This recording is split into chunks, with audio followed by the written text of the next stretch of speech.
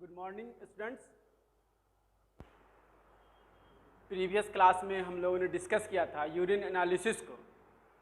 आज उसी से आगे हम लोग फिर इसको कंटिन्यू करेंगे। प्रीवियस क्लास में हम लोगों ने पढ़ा था यूरिन के डिफिनेशन को, यूरिन एनालिसिस को, यूरिन के प्रिजर्व करने के प्रोसेस को, यूरिन क्यों प्रिजर्व करते हैं इसको। फिर आगे हम लोगों ने प्रिजर्वेटिव्स को पढ़ा था। उसके आगे हम लोगों ने प्रिकॉशंस भी पढ़ा था। यूरिन के कंपोजिशन को भी हम लोगों ने पढ़ा था। आज उसी से आगे हम लोग पढ़ेंगे जो 4 टाइप में हम लोगों ने यूरिन को बांटा था कि पहला एडुकेसी ऑफ स्पेसिमेन, दूसरा फिजिकल एग्जामिनेशन, तीसरा केमिकल एग्जामिनेशन, चौथा माइक्रोस्कोपिक एग्जामिनेशन। उसी से पहले हम लोग देखेंगे कि the routine examine test for the routine analysis are group in the 4 parts: adequacy of specimen, physical examination, chemical examination, microscopic examination.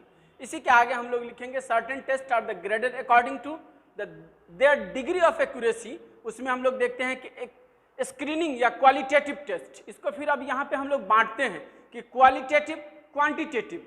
Qualitative अपने आप में समझ में आता है क्वालिटी के बारे में, quantitative quantity 1 gram, 1 ml, 2 litre, 4 litre. इसी से है कि सेमी क्वांटिटेटिव टेस्ट और क्वांटिटेटिव टेस्ट। इसको फिर फर्दर हम लोग आगे बांटते हैं कि the result of the quality test are reported as, इसका जो रिपोर्ट करेंगे हम लोग वो करते हैं सिर्फ और सिर्फ पॉजिटिव या नेगेटिव या प्रेजेंट और एब्सेंट। नेकेड आई हमको जो देखना है, फिजिकल एग्जामिनेशन में यूरिन हमारे पास आया और उसके कलर को ऑब्जर्व करते हैं, तो उसमें हम लोग क्या करेंगे, वॉल्यूम मापेंगे। वॉल्यूम में क्वालिटी नजर आएगा कि कितना क्वांटिटी है। जो कलर देखेंगे उसमें हम लोग नेकेड आई देखेंगे कि वो यूरिन के अकॉर्डिंग टू कलर है या नहीं है, उसमें कौन सा कलर है। इसी को हम लोग लिखेंगे पॉजिटिव, नेगेटिव, प्रेजेंट और एब्सेंट। दूसरा है सेमी क्वांटिटेटिव, इसमें हम लोग लिखते हैं the result are the graded as the negative, trace, 1+, 2+, 3+, 4+। अब इससे कुछ समझ में नहीं आता है कि ये क्या है, लेकिन इसका एक मार्क हम लोग लेते हैं कि ये निगेटिव होगा तो कितना ml के नीचे होगा, ट्रेस होगा तो इसमें कितना क्वांटिटी पाया जाएगा, इसलिए क्वांटिटेटिव में सेमी लिखा है इसको हम लोगों ने कि अकॉर्डिंग टू द गेस। इसीलिए फिजिकल एग्जामिनेशन को हम लोग ग्रॉस एग्जामिनेशन भी कहते हैं कि ये आगे की तरफ बढ़ रहा है। पहले नेगेटिव था, दूसरा ट्रेस हुआ, पहला 1+, 2+, 3+, 4+, ये ग्रेडेड हो रहा है, आगे की तरफ बढ़ रहा है। तीसरा है quantitative test on their hands determine accurately the amount of the substance that they detect, कि जो क्वांटिटेटिव है उसमें एग्जैक्ट वॉल्यूम का पता करना कि आपने देखा तो 1 ml मिला, 2 ml मिला तो क्या कास्ट है, क्रिस्टल्स है, कितना ml में पा रहे हैं। जैसे 24 आवर्स यूरिन का अगर हम लोग डिटर्मिनेशन करते हैं टेस्ट में, लैब में अगर प्रोसेस करें उसको, तो उसमें हम लोग जो सैंपल डालते हैं उसके सैंपल का एक लिमिट है कि इतना डालना है।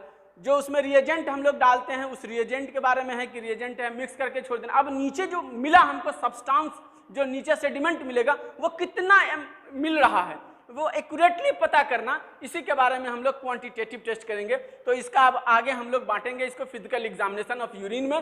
तो सबसे पहले हम लोग इसको देखेंगे फिजिकल एग्जामिनेशन। जो नेकेड आई हम देखते हैं उसी के बाद उसी को फिजिकल एग्जामिनेशन कहते हैं। तो फिजिकल एग्जामिनेशन को हम लोग बांटते हैं, एग्जामिनेशन में उसके कैरेक्टर को हम लोग रीड करेंगे और उसको हम लोग अलग अलग बिंदुओं पर देखते हैं। सबसे फिजिकल एग्जामिनेशन में सबसे पहले हम लोग देखेंगे वॉल्यूम को, दूसरा देखेंगे कलर को, तीसरा ऑर्डर, चौथा अपीयरेंस, पांचवा स्पेसिफिक ग्रेविटी, छठा सेडिमेंट फॉर्मेशन, सातवां रिएक्शन में हम लोग उसका एसिड और अल्कलाइन देखते हैं कि यूरिन किस नेचर का है।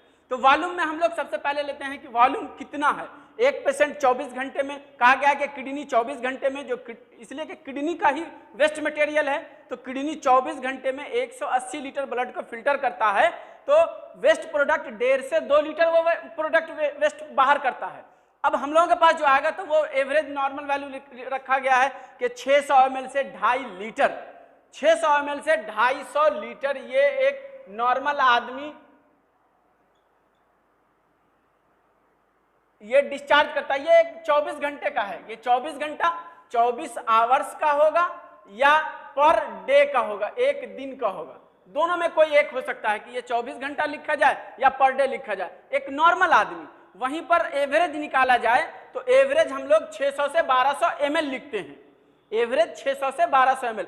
बच्चों का अलग अलग है कि जो बच्चा पैदा होगा वो 30 से 60 ml वापस करेगा यूरिन, इसी तरीके से फर्दर बढ़ता चला जाता है। अगर वो बच्चा 1 साल का होगा तो वो 400 ml पास करेगा, अगर वो 1 साल से 3 साल के बीच का होगा तो वो 600 ml तक पास आउट करेगा। इसी तरीके से जब वो 14 साल तक का आएगा, जब उस वक्त तक वो 600 ml से 2500 ml वापस करेगा। अब इसके वॉल्यूम को हम लोगों ने मापा और लिखा कि वो जो पेशेंट दिया वो कितना दिया हमको। अब उसके कलर की बात करते हैं, तो कलर में थोड़ा सा एक डिफरेंस है कि कलर का जो यूरिन का जो कलर है वो डिपेंड करता है यूरिन में पाए जाने वाले यूरोबिलिन और यूरोइरिथ्रिन के कंसंट्रेशन पर। यूरिन का डिफिनेशन को ध्यान से याद रखना है कि यूरिन का कलर डिपेंड करता है यूरिन में पाए जाने वाले यूरोबिलिन और यूरोइरिथ्रिन के कंसंट्रेशन पर। अगर यूरोबिलिन बाइल लीवर से आता है, अगर उसका कंसंट्रेशन ज्यादा होगा तो यूरिन का कलर पर उसका असर पड़ेगा और पता चलेगा जब हम लोग टेस्ट करेंगे तो वो पेल या नॉर्मल कलर जो है पेल येलो, उससे वो ज्यादा येलो होगा। तो वो जब डिटेक्ट करेंगे तो पता चलेगा कि इसमें बाइल आ रहा है। खैर, अब ये कलर हो गया कि अगर यूरोइरिथ्रिन का कंसंट्रेशन ज्यादा होगा तो उस पर यूरिन का असर होगा, तो वो पता चलेगा कि इसमें सेडिमेंट में हमारे कुछ मिलेगा।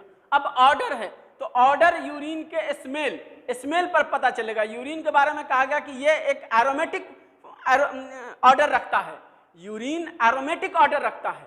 तो यूरिन एरोमेटिक ऑर्डर कैसा ऑर्डर होगा, जो उसके बारे में कहा गया कि एरोमेटिक ऐसा फ्रैगमेंट है, खुशबू है जिसमें बंच ऑफ फ्रैगमेंट्स हो, हर तरह का खुशबू मिले आपको, सुगंधित जिसको कहा जाए, खुशबूदार। यूरिन कभी भी बदबूदार नहीं होगा। यूरिन नॉर्मल कंडीशनों में हमेशा वो खुशबूदार होगा। जब वो बाहर आएगा डिस्चार्ज होने के बाद, तब वो बाहरी वस्तुओं से कांटेक्ट में आने के बाद वो स्मेल देता है। लेकिन यूरिन जब तक के आपके अंदर है वो स्टेराइल भी है और वो फ्रैगमेंटेड भी है, यानी कि खुशबूदार भी है। अब बाहर आने के बाद उसका स्मेल बीमारियों पर डिपेंड करता है कि वो कौन सी बीमारी है जिसकी वजह से स्मेल आ रहा है। अब पता चलता है इसका एबनॉर्मल, जिस वक्त हम लोग ऑर्डर पढ़ेंगे उस वक्त इसकी बात करेंगे। अपीयरेंस, यूरिन का जो अपीयरेंस है, ट्रांसपेरेंसी, इसको एक वर्ड ट्रांसपेरेंसी भी लिख सकते हैं, ट्रांसपेरेंसी,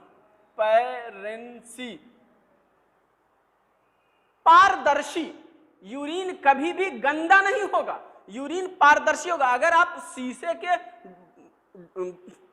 बोतल में रखते हैं या फिर उसको शीशे के किसी भी पॉट में रखा जाए और यूरिन को आर पार देखें तो वो पारदर्शी हो, इस तरफ से उस तरफ दिख जाए, वो हेजी नहीं हो। जैसे आप अगर व्हाइट ग्लास अपने विंडो में लगाते हैं तो आर पार देखते हैं बाहर की तरफ, वैसा ही यूरिन अपना अपीयरेंस जो होगा वो पारदर्शी होगा, जिससे हम बाहर देख सकते हैं। अपारदर्शी नहीं कि हमारा हेजी हो, यूरिन में अगर कुछ पाया जाएगा तो वो यूरिन इस तरफ से उस तरफ आपको देखने नहीं देगा।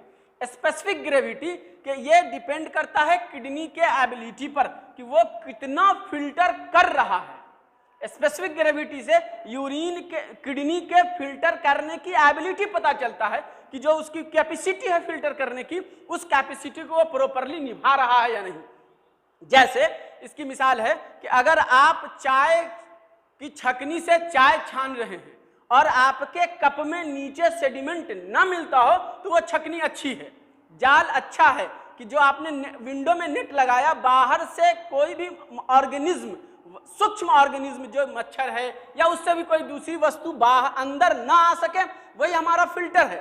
तो ये फिल्टर करता है कि जो भी चीज है उसको बाहर रखा और जो आपके अंदर ना आने दे। यही उसकी एबिलिटी है कि किडनी में जो भी ब्लड आया तो ब्लड के साथ सारे के सारे कंटामिनेटेड मटेरियल्स हैं, उस मटेरियल्स को वो फिल्टर कर रहा है, जो वेस्ट प्रोडक्ट है उसी को बाहर कर रहा है, उसके जो उसके लिए जरूरी चीजें हैं उनको फिर वो रिसाइकिल के लिए लाता है। बहुत तीसरा है सेडिमेंट फॉर्मेशन, इसी से रिलेटेड है कि अगर वो एबिलिटी उसकी फिल्टर करने की, जिसका छकनी जो हमारा फिल्टर करने वाला प्रोडक्ट है वो अगर ब्रेक डाउन हो चुका है या उसमें कोई भी तरह का प्रॉब्लम है तो नीचे सेडिमेंट आएगा। उसके बाद इन सब चीजों को देखने के बाद, जब हम इन सब चीजों को देख लिए तब पता करना है कि यूरिन एसिडिक है या अल्कलाइन है। और एसिडिक और अल्कलाइन होने के लिए हमने इससे पहले वाले क्लास में भी चर्चा किया था कि वो किसी भी कीमत पर नॉर्मल डाइट लेना है, दूसरा कोई उस तरह का डाइट नहीं लेना है। जैसे हम रात में हाई डाइट प्रोटीन ले रहे हो या फिर किसी भी तरीके का हम लोग अल्कोहल सेवन कर रहे हो, अब ऐसा नहीं करना है। इससे यूरिन के रिएक्शन पर भी असर पड़ता है और कलर पर भी असर करता है। यही हमारा फिजिकल एग्जामिनेशन है। अब इसके आगे हम लोग इसके नॉर्मल्स को पढ़ेंगे इंशाल्लाह। Thank you.